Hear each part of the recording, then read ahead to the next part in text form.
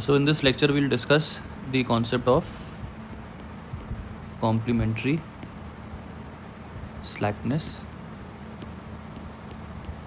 in linear programming problems. So what this condition complementary slackness mean, I'll explain it with the help of an example. Let's say the question is maximize z equals to 6x1 plus 5x2. The constraints are x1 plus x2 less than equal to 5. The next constraint is 3x1 plus 2x2 less than equal to 12, and the variables are all non-negative. Now complementary slackness is a condition that relates the primal solution and the solution of the dual. So first of all we need to make the dual of this problem, which is in this case minimize w equals to 5y1 plus 12y2. The constraints are, पहली constraint है y1 plus 3y2 is greater than equal to 6, y1 plus 2y2 greater than equal to 5, and y1 and y2 both are non-negative. So this is the primal problem and this is the corresponding dual. So this is the primal and this is the dual of that primal. Now how are these two related and what are actually these variables? I mean, what is the significance of these two variables y1 and y2? Let's see this primal in the context of a real life problem. See, I mean, this primal's objective can be thought of as an objective that is trying to maximize some profit. And what is that profit made up of? It is made up of two components. The first component is 6 into x1. So what does this mean? You can think of it as a manufacturer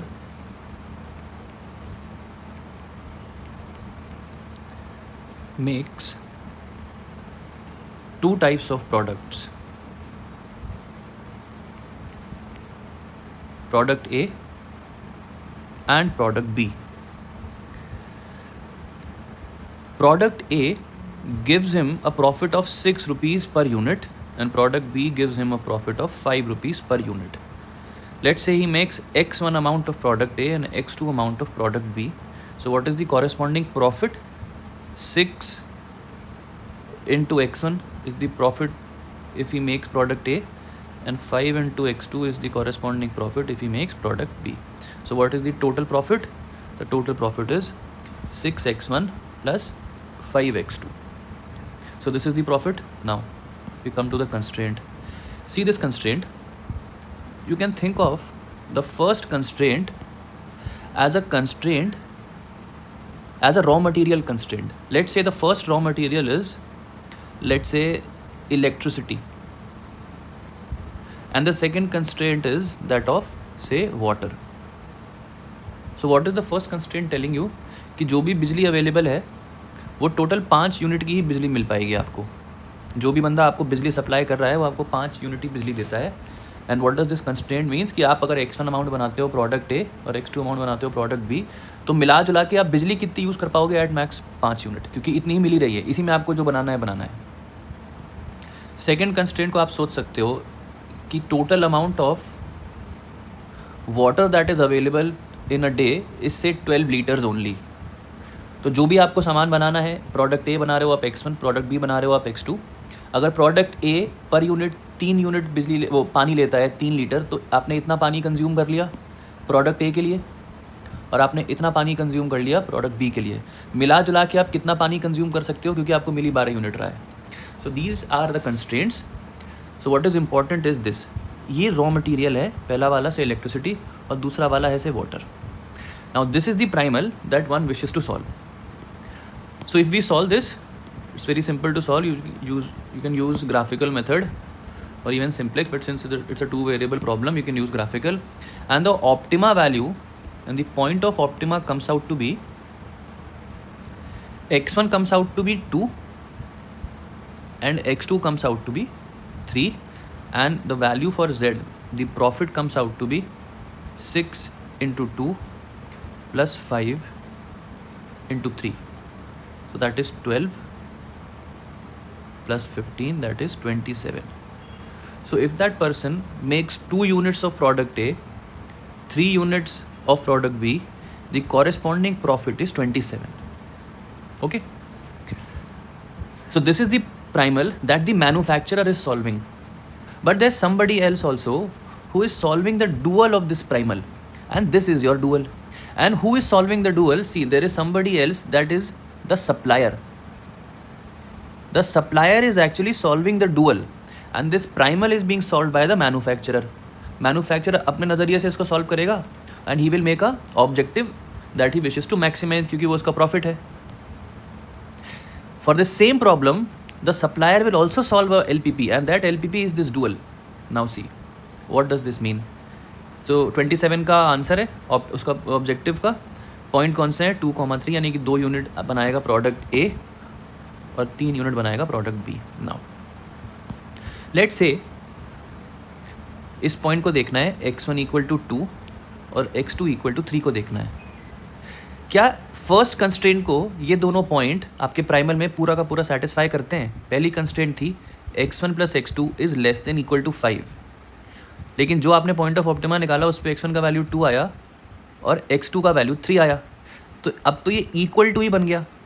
इसका मतलब क्या है? What you can think of it is this first constraint पानी की बिजली की constraint थी. आपको 5 यूनिट ही बिजली मिल रही थी और आपने 5 की 5 कंज्यूम कर ली अपना प्रॉफिट 27 रुपये का बनाने के लिए, और ये आपका मैक्सिमम प्रॉफिट है. That means the first constraint at the optima is not less than equal to now. At the optima it is getting exactly satisfied, उसमें कुछ भी कम नहीं पड़ रहा. यानी कि जो बिजली की जो सप्लाई थी वो आपने पूरी की पूरी यूज़ कर ली. Total is used. Now see the second constraint. Second constraint आपकी थी 3 times x1 plus 2 times x2 is less than equal to 12. आपका जो पॉइंट ऑफ ऑप्टिमा आया वो क्या आया? 3 इंटू 2 प्लस 2 इंटू x2 का value is 3. So this is 6, this is 6. इसका मतलब है कि ये जो इनइक्वालिटी है ये बराबर हो गई है ऑप्टिमा पे जाके. लेस देन नहीं हो पाया, एग्जैक्ट इक्वल हो गया है. So that means this inequality at your optima, this inequation is actually an equal to at the optima because total is used. सारा का सारा बिजली यूज़ कर लिया है और सारा का सारा पानी यूज़ कर लिया है. सो दैट मीन्स ऑप्टिमा पे जाके ना तो पानी बचा है थोड़ा सा भी, ना तो यू हैव वाटर लेफ्ट, ये वाटर का था, और ना तो आपके पास बिजली बची हुई है at the optima. Now if the manufacturer wants to make any additional profit, अब वो नहीं बना सकता क्योंकि उसने पूरा का पूरा बिजली की खपत कर ली है और पानी ख़त्म कर दिया है. So now what the manufacturer asks from the supplier is, can you give me N additional amount of से इलेक्ट्रिसिटी. उसको ऐसा लग रहा है कि बिजली की ज़रूरत मुझे ज़्यादा लग रही है, तो वो मैन्युफैक्चरर क्या बोलेगा सप्लायर से, can you give me N additional amount. ये 5 था, ये 12 था. So now the manufacturer says, I want some amount of electricity more from you. And what is that amount? Say delta. थोड़ा सा ज़्यादा मांगने की कोशिश करी है मैन्युफैक्चरर ने, क्योंकि उसको ऐसा लगता है कि अगर बिजली मेरे को और मिलेगी तो मैं और ज़्यादा प्रॉफिट कमा पाऊंगा, जो कि 27 से कुछ बढ़ जाएगा. सो लेट्स से उसको डेल्टा अमाउंट ज़्यादा मिल गई बिजली, and now he wishes to solve this, कि कितना मैं x1 कर दूँ और कितना मैं x2 कर दूँ अगर मेरे को डेल्टा और मिलती है बिजली. So you solve these two equations in terms of delta. So what you can do is, if you multiply the first equation by 3, multiply this equation by 3, ये 3, ये 3, ये 15, ये 3 delta, and subtract. So this would go, ये हो जाएगा x2, ये हो जाएगा 3 plus 3 delta. So what is the value for x2? If you solve, x2 का वैल्यू आएगा 3 plus 3 delta. If you solve these two equations, now if you put the value for x2 in one of these constraints, what is x1? x1 comes out to be 5 plus delta minus x2. And what is x2? 3 plus 3 delta. So what is this? It is 2 minus 2 delta. So now the manufacturer knows कि अगर मेरे को बिजली मिलती है delta unit, so now see x2 जो product पहले बन रहा था, जो कि पहले 3 था, अब वो कितना बनना शुरू हो जाएगा? 3 plus something. And what is that something? 3 plus 3 delta. जो अमाउंट जो प्रोडक्ट बी था वो पहले बन रहा था x1 इक्वल टू 2, लेकिन डेल्टा यूनिट बिजली के बाद वो कितना बनना शुरू हो जाएगा? 2 में से कुछ कम. अब वो बंदा क्या करता है? इन दोनों पॉइंट को अपने ऑब्जेक्टिव में रख के देखता है कि कुछ प्रॉफिट हुआ भी कि नहीं हुआ. So what is the profit? The profit was 6 times x1 plus 5 times x2.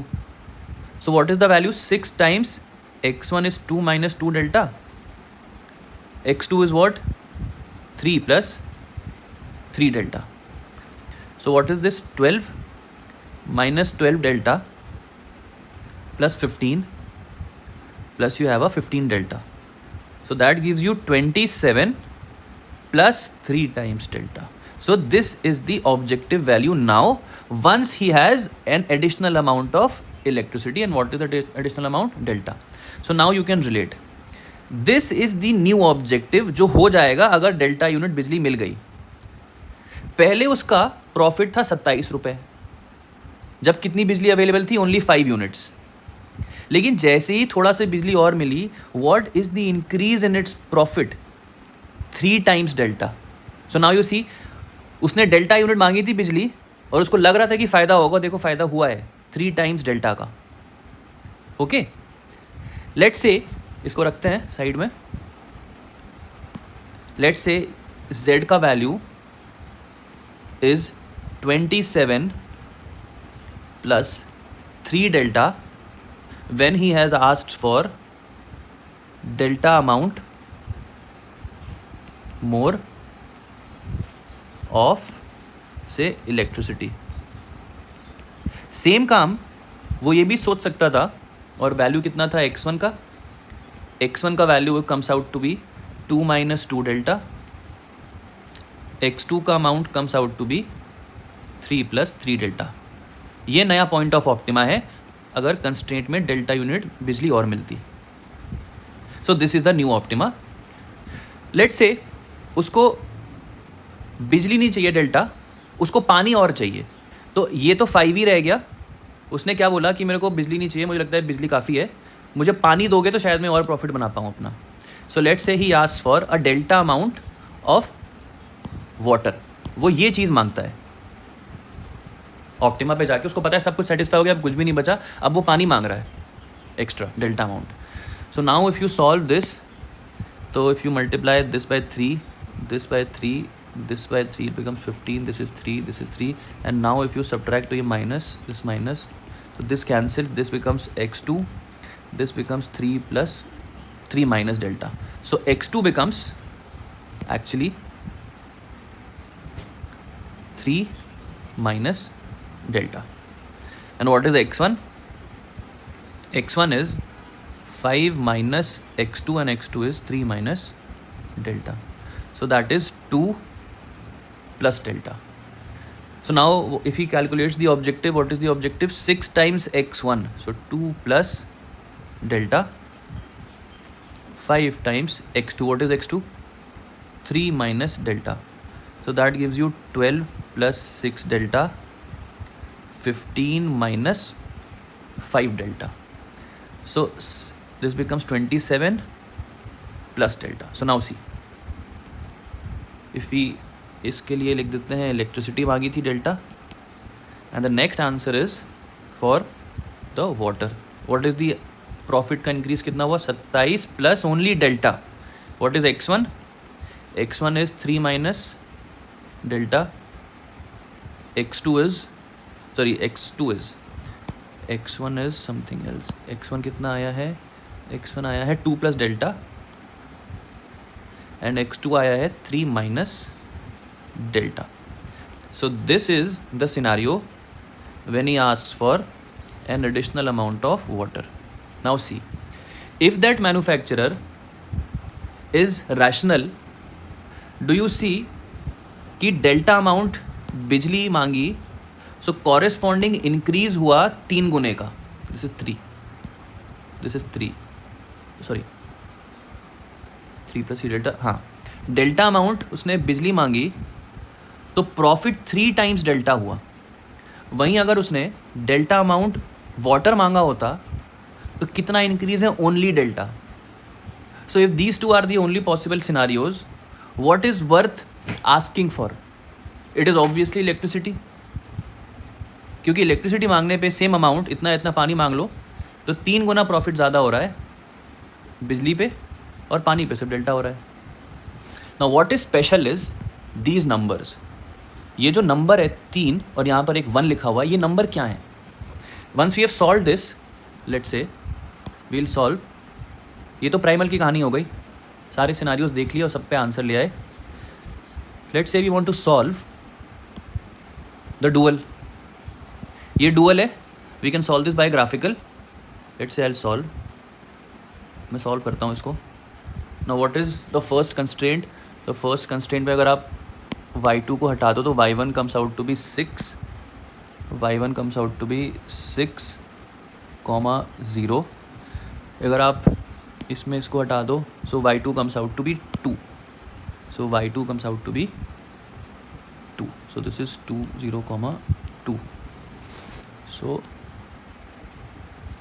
this is for the second constraint. You can see अगर आप इसको हटा दो तो y1 comes out to be 5. So say this is the point 5, 0. और अगर आप इसको हटा दो तो y2 comes out to be 5/2. So 5/2 is 2.5. So this is 2.5. And what is the line? The line is this. Now what is the region? The region is away from the origin, because both of these constraints says कि away from the origin जाना है. So what is the effective region? The effective region is this. Okay, what is the common corners? This is a corner, this is a corner, this is a corner. What are the coordinates for these corners? पहला corner है 0, 5/2. अगला corner है 6, 0. और एक और corner ये भी आ रहा है रीजन का, और ये कॉर्नर क्या है? The intersection of these two lines. And what is the intersection of these two lines? The intersection point is 3, 1. Let us evaluate the objective. Minimise करना है 5 into y1 plus 12 into y2. So that gives you 12 into 5/2. So that gives you 30. 6, 0. So 6, 0 gives you also, that gives you 30. Last point के लिए जो corner है, the corner is 15 plus 12, that is 27. तो देखो, you have a corner, feasible corner, जिसपे value 27 है और ये मिनिमम है, और प्राइमल का आंसर भी कितना आया है? 27. So that implies this 27 is in fact the minimum, क्योंकि प्राइमल और डुअल का ऑब्जेक्टिव अगर मैच कर जाता है at both of their feasible point, so that is the point of optima. So see 27 is the minima and the objective of the dual occurring at what point? The point is important. x1 का value 3, y1 का value 3 और y2 का value 1. Now see this is not a coincidence कि y1 का value 3 आया और यही 3 था ये. y2 का वैल्यू 1 आया जिसका वैल्यू आपको यहाँ पे दिखता है. ओके, तो this is not a coincidence. So what does this mean? ये है y1 और ये है y2. y1 का वैल्यू इज 3, y2 का value is 1. Okay, what does this mean? This value of y1 and this value of y2. What does this mean? The variable y1 is actually called as the shadow price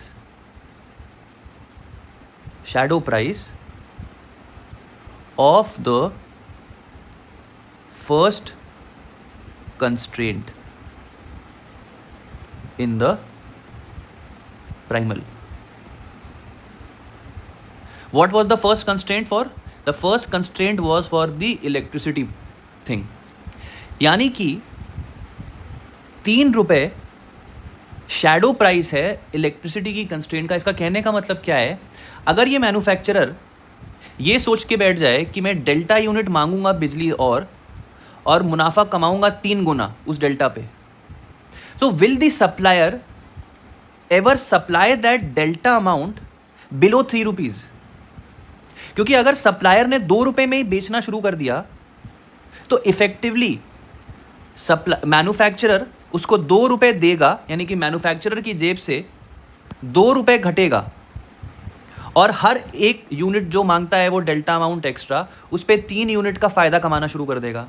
that means for every delta amount extra that he asks for, per unit he will make a profit of 1 rupees extra, and this extra amount will not make the problem balance. क्यों होगा वैसा? Supplier का होना शुरू हो जाएगा घाटा और मैन्युफैक्चरर का होना शुरू हो जाएगा मुनाफा. So this balance can not be made. ये इम्बैलेंस जो आ रहा है, इस इम्बैलेंस को मेंटेन करने के लिए क्या होगा कि अगर सप्लायर को पता चल गया कि यार 3 गुना मुनाफा होता है उसको डेल्टा अमाउंट ख़रीदने पे, तो वो अपना इस एक्स्ट्रा अमाउंट का, बिजली का जो डेल्टा अमाउंट जो दे रहा है उसका दाम रख देगा 3 रुपये पर extra unit. So now there is a balance. 3 रुपये दो और 3 रुपये का ही मुनाफा है. There is no nothing that is making the thing imbalanced. Same चीज़ यहाँ पे Y2 को देखो. Y2 is the shadow price of the second constraint. Second constraint कौन सी है? पानी की. तो सप्लायर को पता है कि जब भी वो बंदा मेरे से डेल्टा अमाउंट मांगने ज़्यादा आएगा, मैं उसको बोलूँगा कि उस डेल्टा अमाउंट का जो वैल्यू है, उसकी जो कीमत है वो 1 रुपये की है. क्योंकि अगर उसने इस 1 रुपये से कम पे कीमत लगा दी, उसको पता है कि वो मुनाफा कमाना शुरू कर देगा 1 रुपये का, तो इफेक्टिवली सप्लायर का लॉस हो जाएगा. So that is why these prices are, these variables in economics are called as shadow prices. This is actually also called as the worth of the resource at the optima. कि कितना worth है उस resource का optima पे. जैसे ये बिजली वाली रिसोर्स थी, ये क्योंकि पूरी की पूरी कंज्यूम हो गई है, नाउ दिस मैन्युफैक्चरर को लगता है कि यार ये पूरी खत्म होगी, काश थोड़ी बची होती और प्रॉफिट कमाता. तो उसका वर्थ कैसे पता चलेगा? To quantify that worth, this is the variable y1. y1 पहली कंस्ट्रेंट का वर्थ बताता है आपको एट द ऑप्टिमा. y2 आपको दूसरी कंस्ट्रेंट का वर्थ बताएगा एट द ऑप्टिमा. देखो यहाँ पे पहली वाली जो कंस्ट्रेंट उसका वर्थ 3 रुपये का है, दूसरी वाली का वर्थ 1 रुपये का है. और यहाँ पे पहले देखा भी था, जब उसने पानी मांगा था एक्स्ट्रा तो सिर्फ 1 ही रुपये का प्रॉफिट हो रहा था, लेकिन जब बिजली मांगी थी डेल्टा अमाउंट तो 3 रुपये का प्रॉफिट हो रहा था पर डेल्टा. तो किसका वर्थ ज़्यादा है? Obviously the electricity part. So that is why the manufacturer would go and ask for the electricity part more. Okay, so this is the relationship between the primal and the dual and these variables. ये y1 y2 these are not just mathematical variables, इनका कोई मतलब भी है primal and dual के relationship में. In the same context, let's say scenario ऐसा होता, इसको मैं रब कर देता हूँ. सिनारियो ऐसा होता कि ऑप्टिमा पे जाके मैन्युफैक्चरर को, मतलब हाइपोथेटिकली, इसका तो आंसर 2,3 आ चुका है. हाइपोथेटिकली मानो एक कोई कंस्ट्रेंट होती और उसमें कंस्ट्रेंट होती यही x1 + x2 is less than equal to 5, और पॉइंट ऑफ ऑप्टिमा आ गया होता मैन्युफैक्चरर का x1 = 2 एंड x2 = 2. तो क्या अब अगर आप ये यहाँ पे रखो इस कंस्ट्रेंट में, तो क्या अब ये इक्वल बनता है? Now what is the significance of this equation? Inequality. Manufacturer ने अपना पूरा का पूरा प्रॉफिट 2 यूनिट प्रोडक्ट ए बनाया, 2 यूनिट प्रोडक्ट बी बनाया, और ये मैक्सिमाइज भी कर लिया अपना प्रॉफिट मानो. उसके बाद भी उसने क्या देखा, यार 1 यूनिट की बिजली जो है ना, क्योंकि 4 ही कंज्यूम हो पाई और मिली 5 थी सप्लायर से, तो 1 unit of electricity is unused. Now अगर 1 यूनिट की बिजली पहले से ही अनयूज्ड है, now will the manufacturer go to the supplier and ask for an additional amount. भाई जो पहले से मिला था उस पर ही वही पूरा नहीं कर पाए, तो क्या अब वो मैन्युफैक्चरर जाएगा सप्लायर के पास वो डेल्टा यूनिट और मांगने के लिए? इस केस में नहीं जाएगा. क्यों? क्योंकि जो पहले से मिला है वही आप पूरा नहीं कर पा रहे हो. दैट मीन्स इस सिनारियो में, सिर्फ इसमें, जब आप रिसोर्स को पूरा यूज ही नहीं कर पाए and there is something left, यहाँ पर 4 is less than equal to 5 आ रहा है, यानी कि यहाँ पर एक गैप है, देयर इज सम स्लैकनेस, तब जाके ये इक्वल बनेगा. And what is that slackness? 1 unit बिजली आपने यूज ही नहीं करी. सो that is what is the slackness in the first constraint.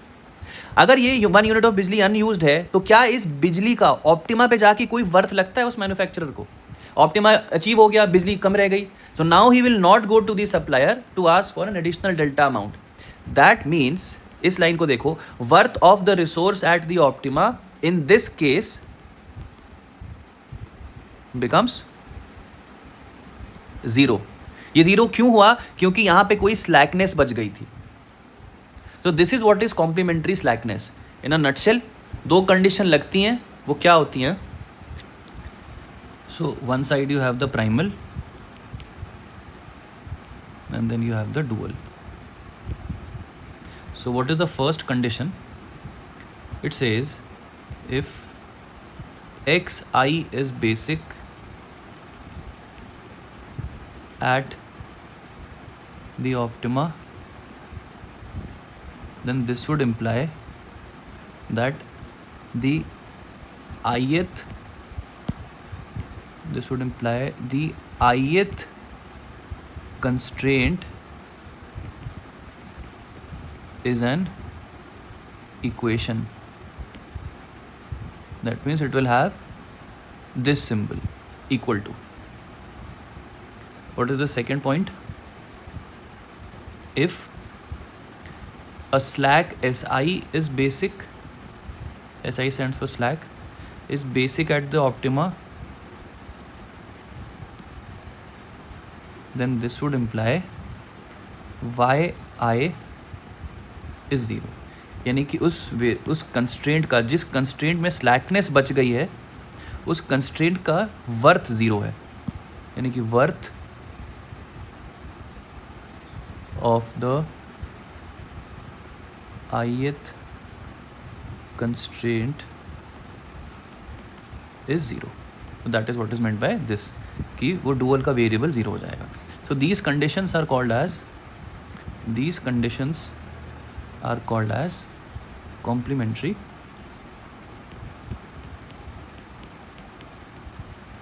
slackness conditions. So if you want to find the optima, what you need to know is कि कौन से variable primal में basic थे. Basic का पता होना चाहिए. उसके बाद you can find the dual variables and the objective value of the dual. Okay. So in the next lecture we'll see some more examples and do examples based on complementary slackness conditions and how it is useful and how it is used to find the dual variables and the objective.